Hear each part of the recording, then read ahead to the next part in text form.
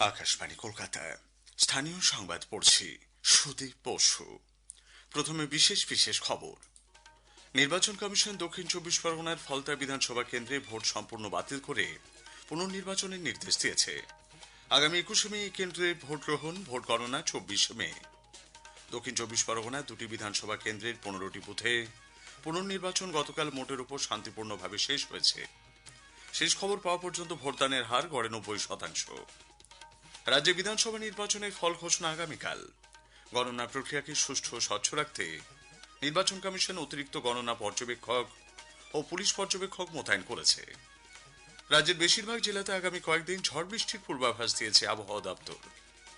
IPL ক্রিকেটে Kolkata night Riders আজ Sunrisers হায়দ্রাবাদের বিরুদ্ধে খেলবে। আসছি বিস্তারিত খবরে। নির্বাচন কমিশন দক্ষিণ 24 পরগনার ফলতা বিধানসভা কেন্দ্রে ভোট সম্পূর্ণ বাতিল করে পুনর্নির্বাচনের নির্দেশ দিয়েছে। নতুন করে ভোট গ্রহণের দিন ধার্য হয়েছে 21 মে। সকাল 7টা থেকে সন্ধ্যে 6টা পর্যন্ত ভোট নেওয়া হবে। গণনা 24 মে। কমিশনের রিপোর্টে উঠে এসেছে যে ফলতা কেন্দ্রে 285টি বুথেই ভোট গ্রহণ প্রক্রিয়া গুরুতরভাবে প্রভাবিত হয়েছে। একটি প্রতিবেদন। নজিরবিহীন সিদ্ধান্ত নির্বাচন কমিশনের। ভোট বাতিল করা হলো একটি সমগ্র বিধানসভা কেন্দ্রের। দক্ষিণ 24 পরগনার ফলতা বিধানসভা কেন্দ্রে গত 29 তারিখ ভোট গ্রহণ হয়, কিন্তু বিভিন্ন অভিযোগ আসার পর তা স্ক্রুটিনি করে ওই কেন্দ্রের 285টি বুথেরই ভোট বাতিল ঘোষণা করেছে কমিশন। আগামী 21 মে এই কেন্দ্রে পুনরায় ভোট গ্রহণ করা হবে। 24 মে হবে ফলাফল ঘোষণা। অর্থাৎ আগামীকাল যে ফলাফল ঘোষণা হতে চলেছে তা হলো 293টি আসনের। কমিশনের নথিতে উল্লেখ করা হয়েছে, বহু বুথে ব্যালট ইউনিটের বোতামে কালো টেপ লাগানো ছিল, যার ফলে ভোটাররা সঠিকভাবে ভোট দিতে পারেননি। একই সঙ্গে বেশ কিছু ক্ষেত্রে ওয়েবকাস্টিং ঠিকমতো হয়নি অথবা ভিডিও ফুটেজ অনুপস্থিত থাকার অভিযোগও উঠে এসেছে। ফলে পুরো ভোট প্রক্রিয়ার স্বচ্ছতা নিয়েই প্রশ্ন উঠেছিল। তা স্ক্রুটিনি করে সিদ্ধান্ত নেওয়া হলো এবার পুরো কেন্দ্রের ভোট বাতিলের। রাজ্যের ইতিহাসে এই ধরনের একটি কেন্দ্রের সম্পূর্ণ ভোট বাতিলের ঘটনা কিন্তু নজিরবিহীন। কাশফিন নাহার, আকাশবাণী সংবাদ, কলকাতা। এদিকে দক্ষিণ 24 পরগনার দুটি বিধানসভা কেন্দ্রের 15টি বুথে পুনর্নির্বাচন গতকাল মোটের উপর নির্বিঘ্নে সম্পন্ন হয়েছে। নির্বাচন কমিশনের তথ্য অনুযায়ী শেষ খবর পাওয়া পর্যন্ত ভোটদানের হার গড়ে 90%।